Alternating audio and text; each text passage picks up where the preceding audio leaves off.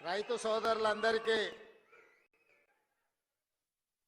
తెలంగాణ రాష్ట్ర ప్రభుత్వం తరఫున శుభాకాంక్షలు అభినందనలు తెలియజేస్తూ రైతు భరోసా కార్యక్రమాన్ని ఏర్పాటు చేసి సభాధ్యక్షత వహించిన వ్యవసాయ శాఖ మంత్రివర్యులు పెద్దలు తుమ్మల నాగేశ్వరరావు గారు, ఈ కార్యక్రమంలో నాతో పాటు ముఖ్య అతిథులుగా విచ్చేసిన ఆర్థిక మరియు విద్యుత్ శాఖ ఉప ముఖ్యమంత్రి వర్యులు మిత్రులు బట్టి విక్రమార్క గారు, శాసన మండలి చైర్మన్ పెద్దలు సుఖేందర్ రెడ్డి గారు, తాగునీటి పారుదల పౌర సరఫరాల శాఖ మంత్రివర్యులు సోదరులు ఉత్తమ్ కుమార్ రెడ్డి గారు, రెవెన్యూ శాఖ మరియు హౌసింగ్ శాఖ మంత్రివర్యులు మిత్రులు పొంగులేటి శ్రీనివాస్ రెడ్డి గారు, మరో సహచార మంత్రివర్గ సభ్యులు వాకిటి శ్రీహరి గారు, మరో సహచార మంత్రివర్గ సభ్యులు మహమ్మద్ అజారుద్దీన్ గారు,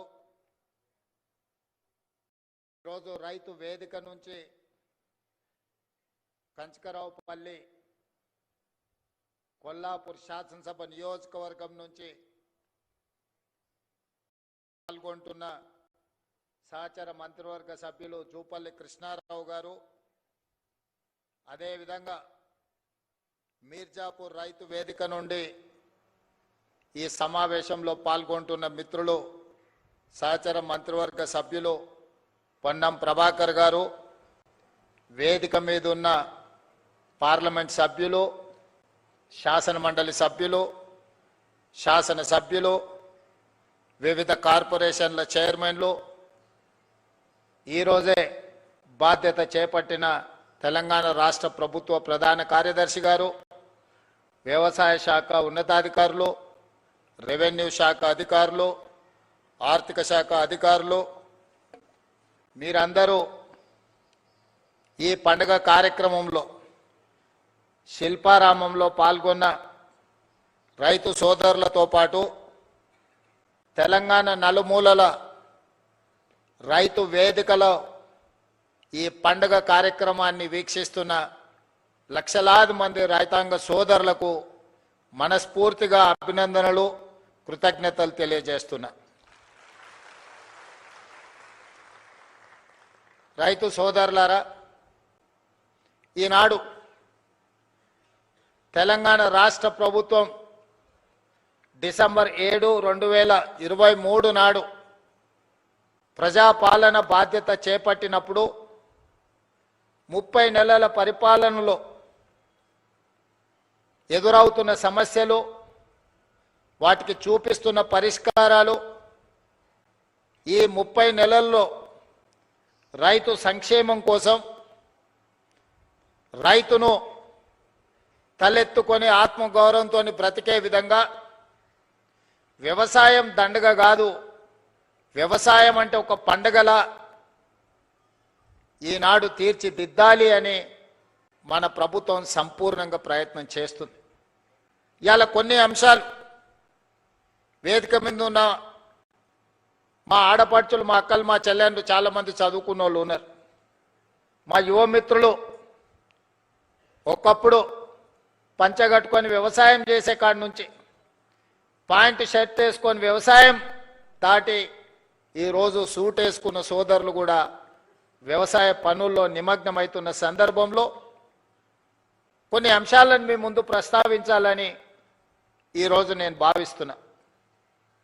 మద్రాసు నుంచి ఆంధ్రప్రదేశ్ రాష్ట్రం విడిపోయినా ఆనాడు ప్రకాశం పంతులు, బెజవాడ గోపాల్ రెడ్డి ముఖ్యమంత్రులుగా, నిజాం సర్కారు నుంచి విముక్తి కలిగిన హైదరాబాద్ రాష్ట్రానికి మొదటి ముఖ్యమంత్రిగా పాలమూరు బిడ్డ బూరుగుల రామకృష్ణారావు గారి నుంచి మొదలు పెడితే ఉమ్మడి రాష్ట్రంలో నీలం సంజీవరెడ్డి కావచ్చు, చివరి ముఖ్యమంత్రి కిరణ్ కుమార్ రెడ్డి గారు కావచ్చు, 18-19 మంది ముఖ్యమంత్రులు 1947 నుంచి 2014 వరకు 6 దశాబ్దాలు పైగా పరిపాలన సాగించి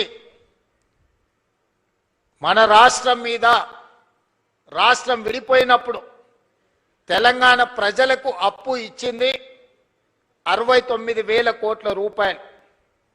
దాదాపుగా 60 ఏళ్ళు 18-19 మంది ముఖ్యమంత్రులుగా బాధ్యతలు చేపట్టి తెలంగాణ రాష్ట్రం ఏర్పడే నాటికి మనకిచ్చిన అప్పు 69,000 కోట్ల రూపాయలు అక్షరాల. జూన్ 2, 2014 నాడు ప్రత్యేకంగా ఏర్పడిన తెలంగాణ రాష్ట్రం యొక్క అప్పు 69,000 కోట్ల రూపాయలు. జూన్ 2, 2014 నాడు కల్వకుంట్ల చంద్రశేఖరరావు గారు పెద్దలు తెలంగాణ రాష్ట్ర ముఖ్యమంత్రిగా బాధ్యతలు చేపట్టి డిసెంబర్ 7, 2023 నాడు ప్రజాపాలనలో ప్రభుత్వాన్ని ఏర్పాటు చేసిన తెలంగాణ రాష్ట్ర 2వ ముఖ్యమంత్రిగా నాకు బాధ్యత అప్పజెప్పినప్పుడు ఈ రాష్ట్రం యొక్క అప్పు 8,11,000 కోట్ల రూపాయల అప్పు.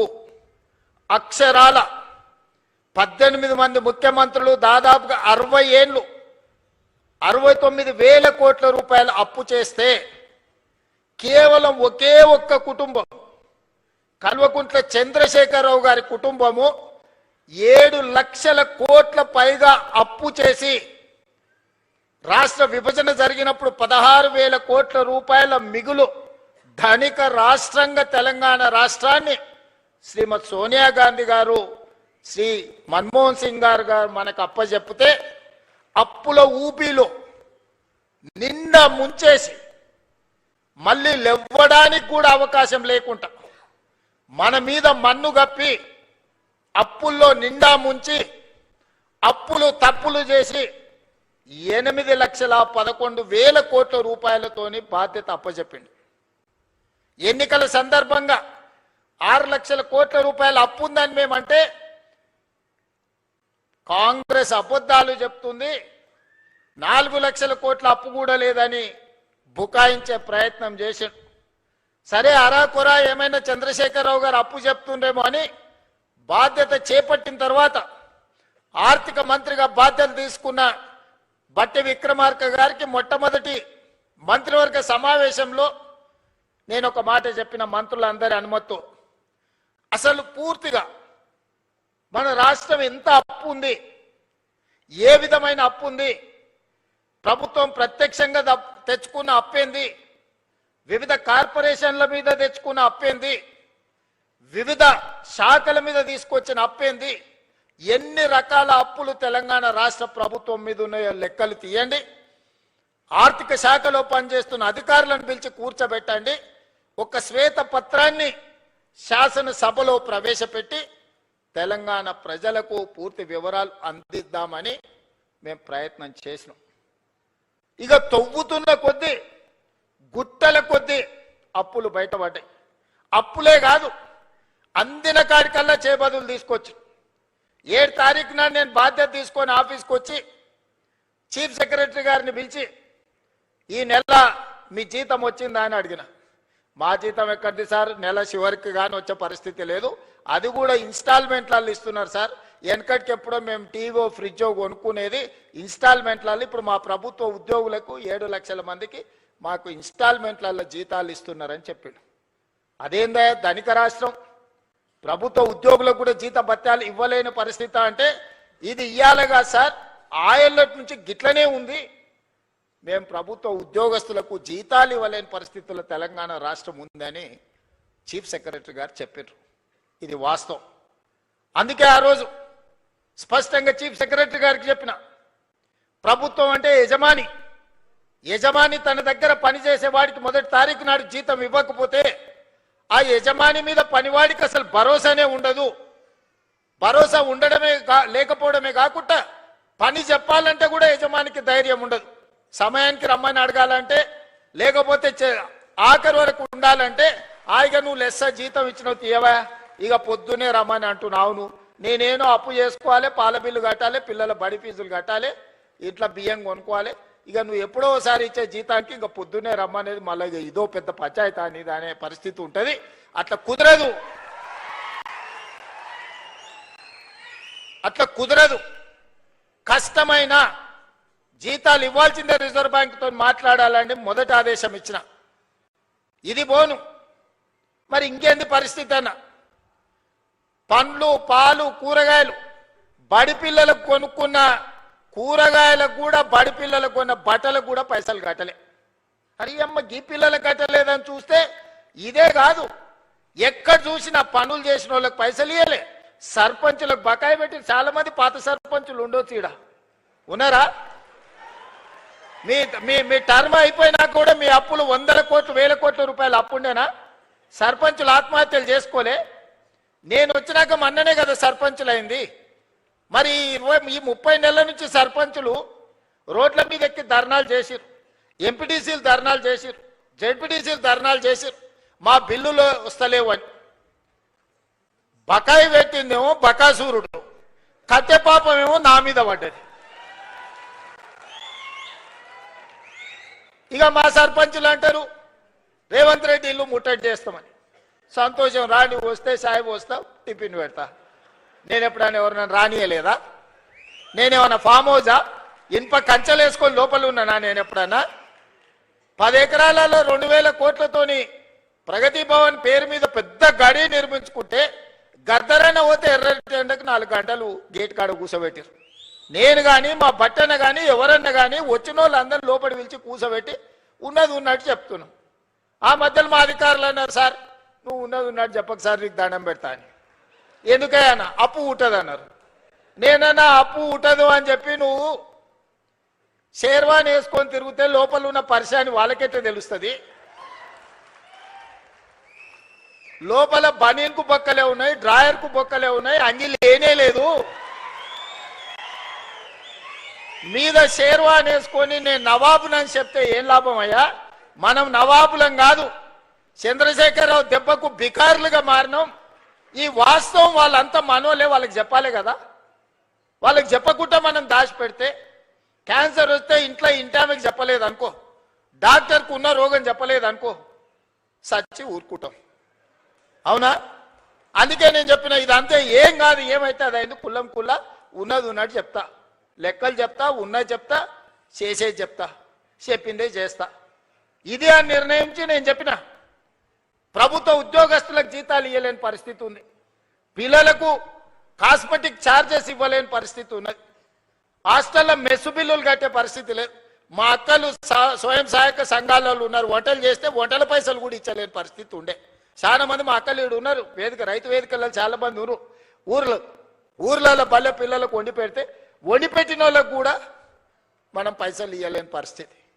అప్పులు తెచ్చి వాళ్ళు కూరగాయలు మితికి తెచ్చి పిల్లలకు ఊర్లో బడికి వండి పెట్టామంటే కూరగాయలు, ఉప్పు, పప్పు, బెల్లం, చింతపండు, కోడిగుడ్డు వాళ్ళే బాకీలు తెస్తే మిత్తి కట్టలేక చచ్చిపోయారు మా అక్కలు. ఇజ్జత్ కోసం మెడలు ఉన్న బంగారం, చెవులకున్న పోగులు అమ్మి ఆ అప్పు కట్టారు. ఆ పరిస్థితి ఉండే.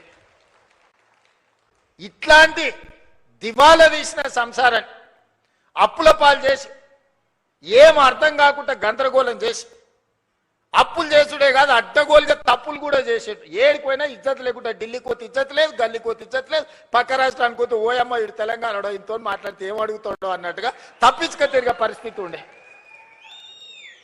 అట్లా సంసారం మొదలుపెట్టి 30 నెలల